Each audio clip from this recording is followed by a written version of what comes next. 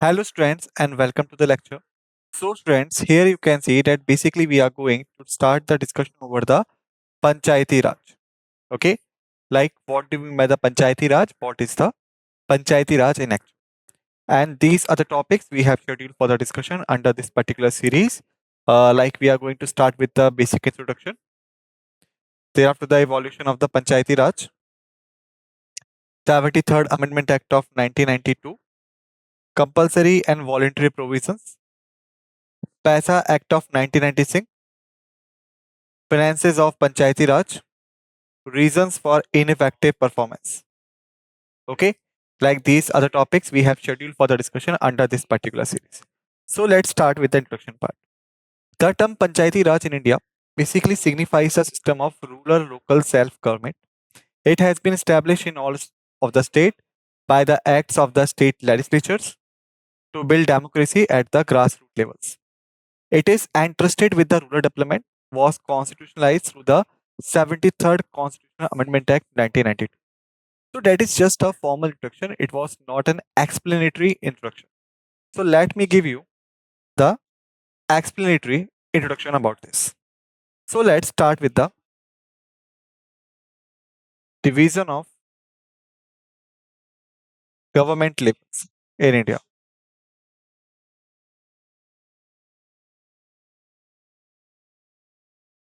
Okay. Like if we talk about the division of government level, then we know that basically in India there is two divisions. Central level, another level is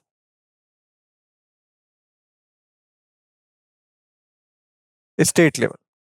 Okay, like we have these two levels at the government, but if we look at these levels, what we are getting, that center level is basically for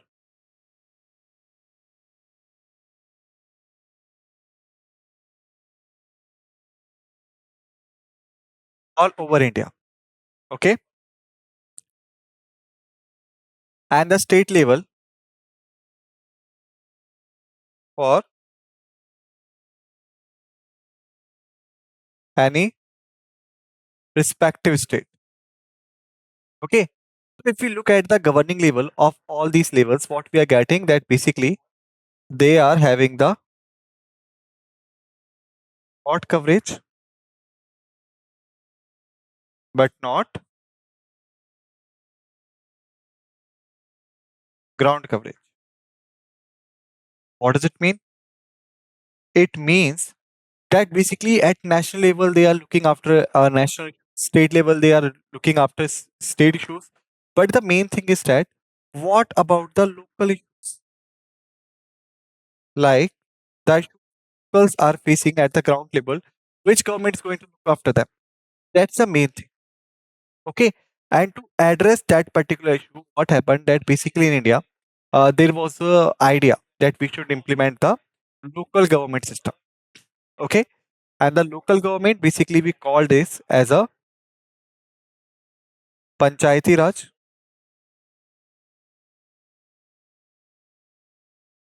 at rural level and municipalities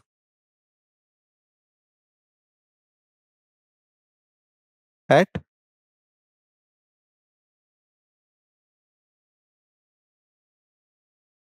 urban level. Okay, so that's a Panchayati Raj, that's the municipality. Got it? These governments are basically responsible for local level. Got it? That's the main thing. So here we have seen that why the Panchayati Raj was to be implemented. Okay, and how they help. That is we have finished here. Now the question is, like, is the history of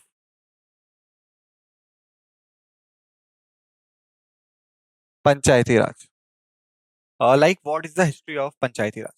So is Panchayati Raj was established after independence?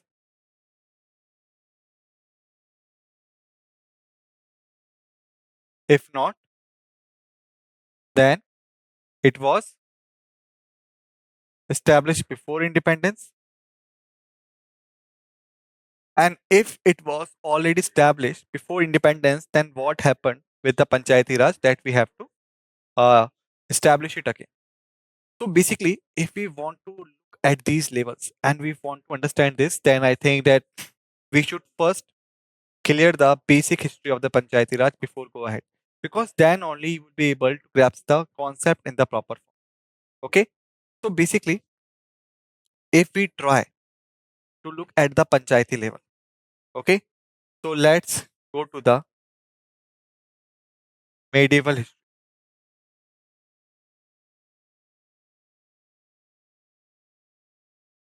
Let's go with the medieval history. Like when in the medieval history, when we talk about the Panchayati Raj, so there was a you can say a system. What is the system? Like basically, there was a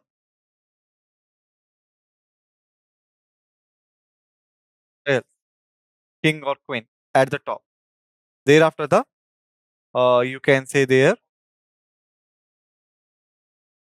or try, or there was a word I am forgetting it. Let me recall it. Nobles. Okay. Thereafter, besides viceroy and nobles, there are the zamindars, and then zamindars basically having the villages. That is the basic flow chart during the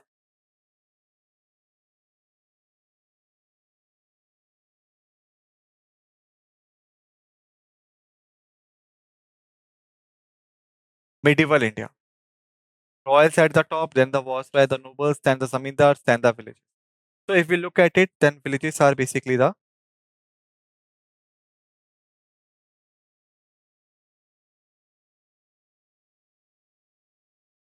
basic unit. Villages are at the basic unit. All right. So basically, the royals were at the central level, the nobles were at the state level, and the zamindars were at the mediators between the state and the basic unit. All right. All right. So that was the flow chart. Like villages having their own government. All right. And the head of the village was generally known as the Kaddam. Okay. And there was generally the two types to elect the Mukaddam by elections or by zamindar or royal orders. All right. Like the village head, Mukaddam. Okay. He was be appointed by the elections when the people vote. If he is not appointed by the elections, then either the zamindar will appoint him or the royal orders will appoint him. Okay. So the Mukaddam will collect the taxes from the villages, send it to the zamindar. Then zamindar will send it to the nobles, and nobles will send it to the center to the royals. Okay.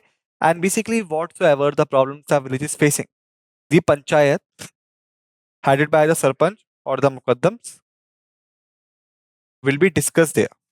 All right. And then the zamindar, because he is at the mediator and he is also the parent figure when it's come to the villages. For example, if we talk about any zamindar, so typically they are holding 400 to 500 villages. So whatsoever the problem the villagers are facing, generally they go to the zamindars and the zamindars are required to give the solution. So that was a system, okay, in the medieval India. Now the question is, what happened to this system? Remember that basically this is the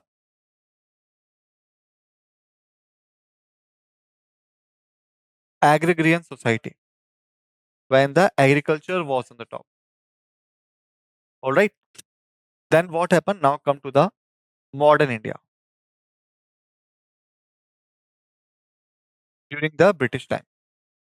When the modern India came into the picture, when the royals were finished off, then what happened?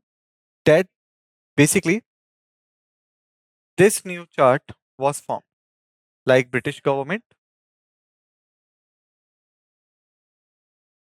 Thereafter, they put zamindars, and below zamindars there were the villages.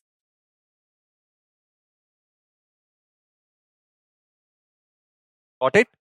So now, if you look at this flowchart, and if you look at this flowchart, what you are getting there, levels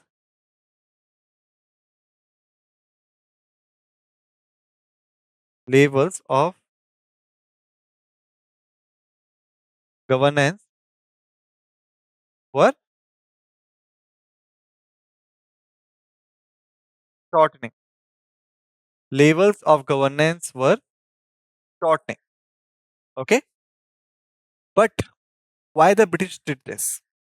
So when the British government acquired, okay, they were trying to shifting the previous agrarian economy into the modern economy, or you can say monetary economy. Like priorly, what was the taxation policy? Like basically, if suppose someone is producing 10 kgs, then at least 2 and 1 kg he is required to be paid as a tax. So it means that barter system was there. They are not required to pay the taxes in money, but they could form it into the agricultural produce also. But when the British government came to India, they were no longer interested in the agrarian economy. They did not want it. They want the payment in cash. Okay, it means the taxes must be go to the cash. Then what happened? That Britishers passed the order to the zamindars and zamindars passed the orders to the villagers. But what was happening? That on the that time also the Indian economy was very much inclined towards the barter system. Like money was not in the circulation as it today. Okay. So due to this, what was happening? That villagers were facing pressure. Okay. They were going to the money lenders,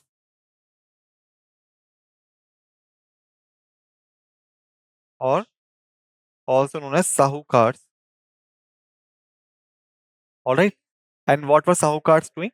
That they were providing the money to the villagers, where basically their conditions and the terms were very, very difficult. So due to this, the villagers were facing pressure. And when the villagers were getting failed to pay the taxes to the zamindars, zamindars were getting failing to pay to the British government. Okay. Thereafter, what happened? That directly British government established a system. British government, all right. And thereafter, they had directly established the contact between the villagers or the producers. It means the mediator level of zamindars were removed from the picture. And that system was famously known as the Ryotwadi or Ryotwari in English. Alright, in which the British government directly established the contact with the villagers or the producers. Alright, in this level, basically there were two systems. First is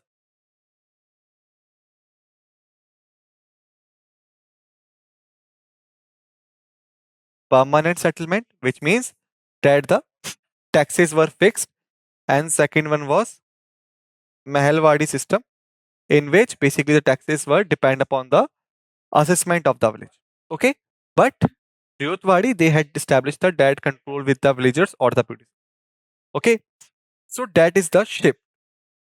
Like what shift the India experience from the transformation from medieval India to modern India. Okay, that's the thing. But now the most you can say the very basic question which we had discussed is that like what happened to the panchayat system. Okay, what happened to this? So basically, what happened in the medieval India? In the medieval India, there was a system that villages were having autonomy and owned judicial system, and executive class as panchayats. Okay, so that's why there was a some kind of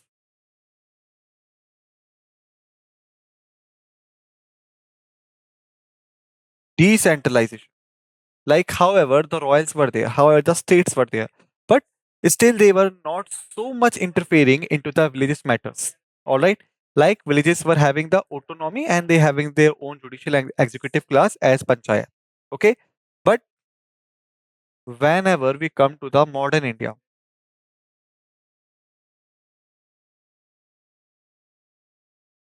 in modern India, basically,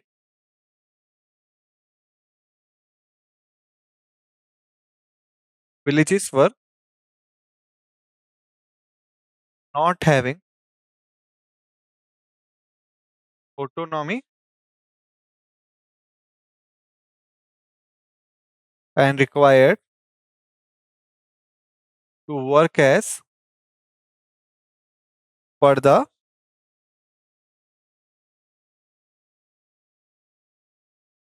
orders of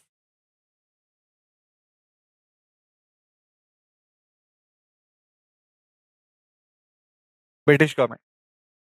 Like when the Britishers came to India, the first thing they destroyed is the village autonomy. Why? Because instead of promoting the decentralization as was prevailing in India, their approach was the centralization. Why? Because they were running after the profit. Okay, they were trying to shift the Indian economy, which was based on the rural, village, or a agrarian, into the modern economy, money economy, industrial economy, so that they and their companies could be benefited. Okay, so here you could get your answer. Like what happened to the panchayat system? Like villages were losing their autonomy and they were forcing to work as per the orders of the British government.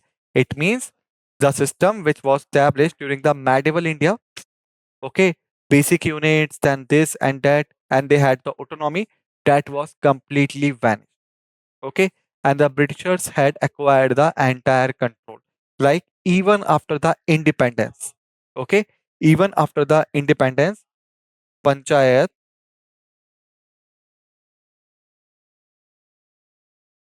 system was that badly hurt that it was not restored for a long time.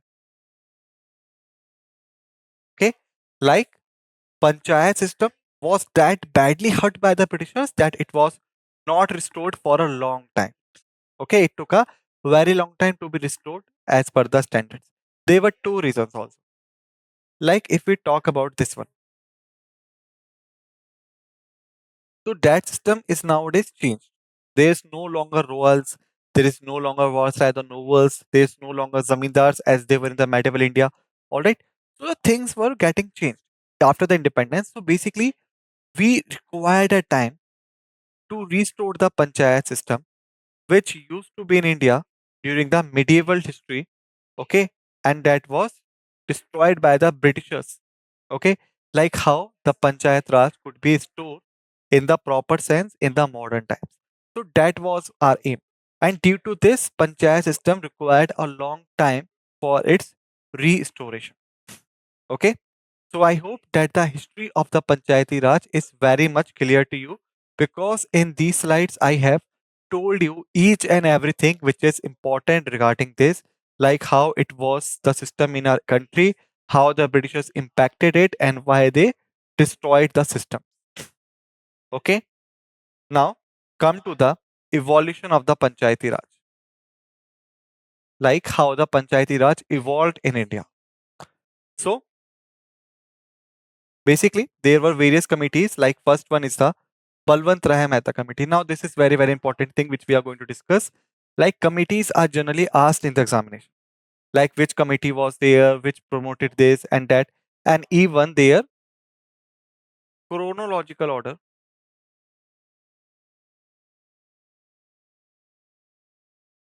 or chronological order or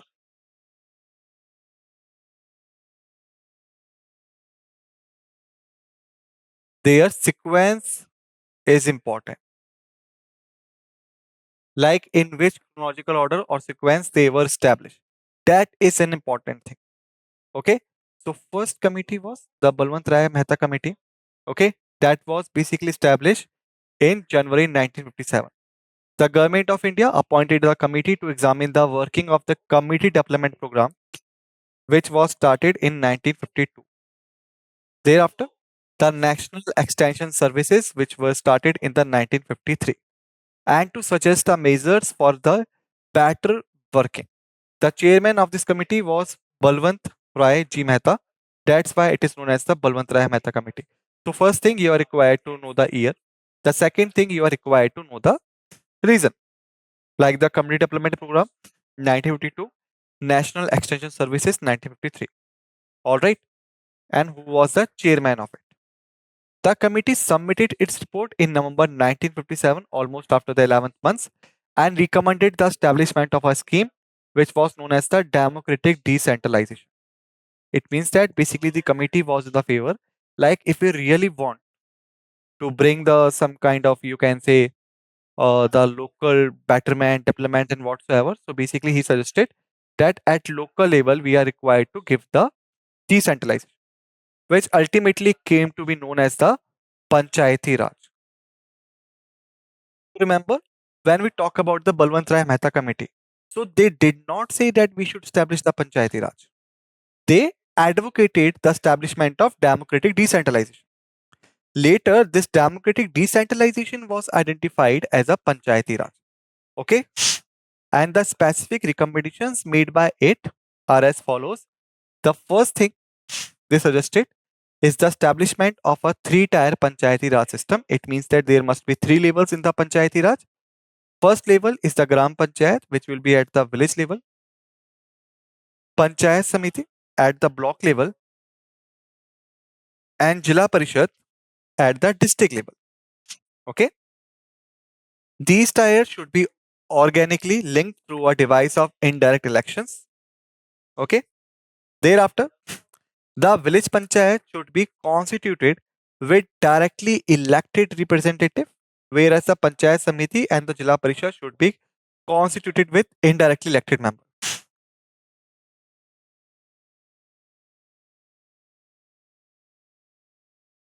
Gram Panchayat,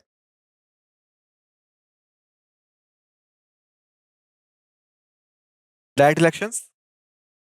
Thereafter,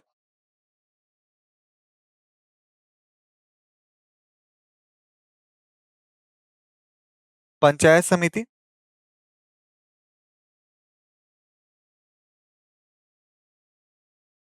indirect elections, and the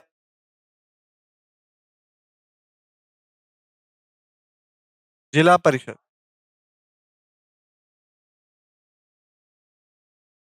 again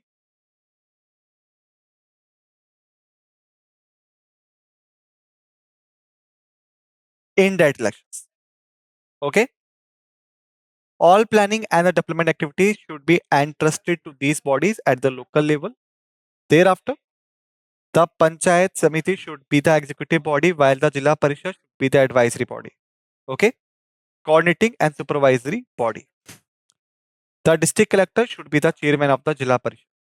Okay. Thereafter, they said there should be genuine transfer of power and responsibilities to these democratic bodies which are established. Thereafter, adequate resources should be transferred to these bodies to enable them to discharge their functions and fulfill their responsibilities. Our system should be evolved to effect further devolution of authority in future. These recommendations of the committee were accepted by the NDC, or known as the National Development Council, in January 1958. The council did not insist on a single rigid pattern and left it to the states to evolve their own patterns suitable to the local conditions. but the basic principles and the broad fundamentals should be identical throughout the country. So that's the thing. So students, basically in this lecture we have finished till here. In the next lecture we will continue from here. Till then, just revise all the facts and figures that we have discussed in this lecture. Be ready for the another lecture. With this note, let's end this lecture, and what we say thank you.